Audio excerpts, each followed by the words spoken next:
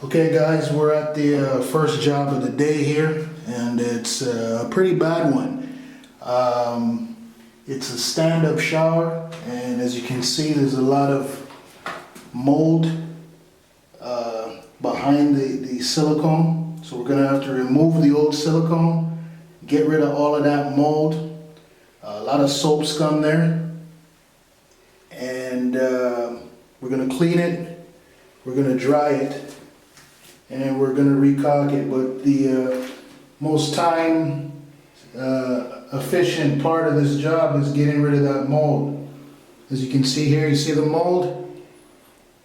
This is a big job. It's going to take a while to do, and it's going to take even longer time for it to dry. So the customer's been already informed that they cannot use the shower for at least 24 hours.